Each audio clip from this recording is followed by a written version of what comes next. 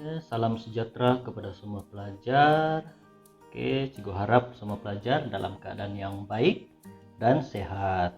Sentiasa jaga kebersihan dan kesehatan diri. Memandangkan COVID nih semakin meningkat.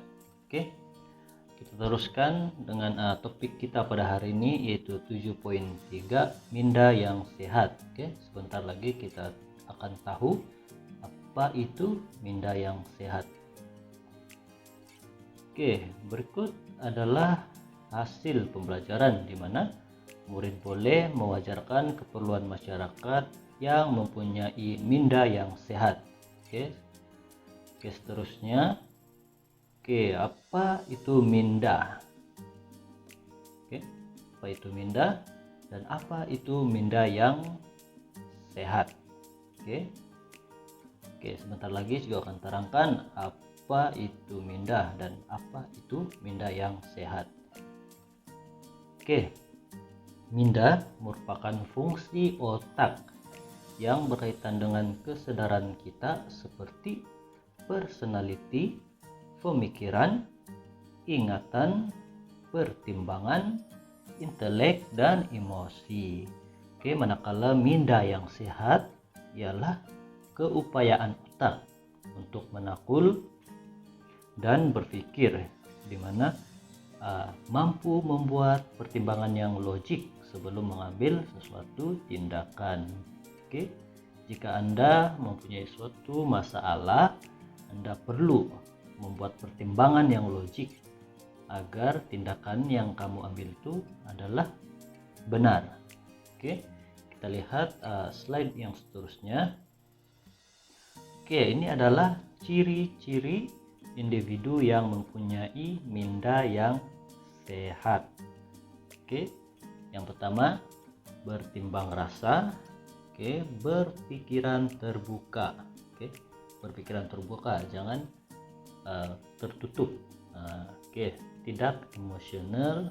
Begini, tidak mudah marah lah, boleh kawal emosi. Bertanggung jawab, boleh membuat pertimbangan yang wajar, seperti yang telah saya sebutkan sebentar tadi. Dan hidup bahagia. Individu yang mempunyai minda yang sehat nih, dia selalu hidup bahagia. Dan sentiasa berpandangan positif. Ini adalah yang paling baik. Sentiasa berpandangan positif, jangan negatif. Boleh menakul dan seterusnya, sedia menerima cabaran dan selalu berprasangka baik. Itu adalah ciri-ciri yang mempunyai minda yang sehat. Banyak ciri-ciri individu yang mempunyai minda yang sehat. Semuanya, kalau kita lihat dari ciri-ciri yang diberikan, semuanya adalah positif. Seterusnya, ini adalah faktor yang mempengaruhi kesehatan minda. Kita lihat yang pertama, yaitu pengambilan minuman beralkohol secara berlebihan. Ini akan mempengaruhi kesehatan minda kita. Sebab alkohol ini kalau diambil dengan kuantiti yang banyak, akan merosakkan otak kita, membuatkan kita tidak berpikir secara wajar. Ketidakseimbangan hormon semasa haid atau sindrom prahaid dan juga selepas putus haid. Ini biasanya berlaku pada wanita. Disebabkan ketidakseimbangan hormon ini mempengaruhi kesehatan minda seseorang. Yang ketiga ialah tekanan mental. Tekanan mental ini salah satu faktor yang mempengaruhi kesehatan minda, disebabkan tekanan daripada rumah, tempat kerja. Yang keempat ialah penuaan.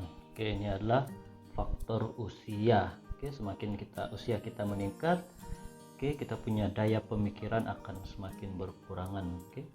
Tetapi ada juga cara untuk kita untuk menjaga minda yang sehat. Oke, dengan mengambil makanan yang sehat, mengambil vitamin dan sebagainya. Oke, seterusnya ialah penyalahgunaan dadah. Oke, ini adalah sangat bahaya kepada seseorang. Oke, apabila mengambil sesuatu bahan terlarang, seperti generasi masalah-masalah yang kita ketahui sebelum ini ialah dimana pelajar menghisap gam, merokok,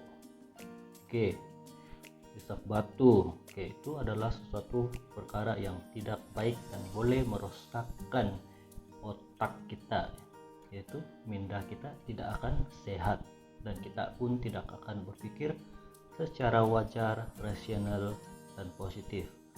Yang terakhir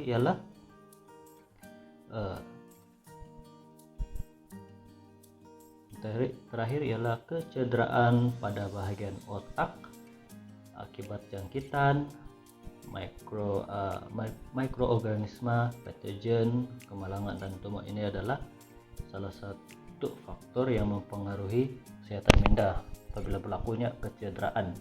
Kalau kemalangan, terhantuk kepala tuh itu sudah mempengaruhi ataupun boleh mencacatkan otak kita. Dari segi dari faktor jangkitan penyakit, itu adalah faktor-faktor yang mempengaruhi kesehatan minda kita. Seterusnya ialah kepentingan minda yang sehat. Kita ada kepentingan dari segi keluarga, tempat kerja, masyarakat dan negara. Kita lihat bagi keluarga.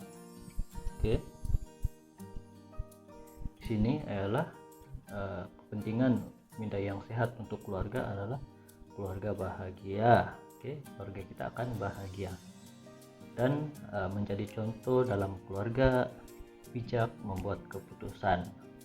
Manakala di tempat kerja pula kita akan mempunyai hubungan yang baik antara antara pekerja dengan majikan. Hubungan itu akan lebih kukuh. Lepas itu productivity, kerja berkualiti dan berdisiplin. Ini tempat kerja. Seterusnya masyarakat. Melibatkan aktiviti sukarelawan dan kemasyarakatan.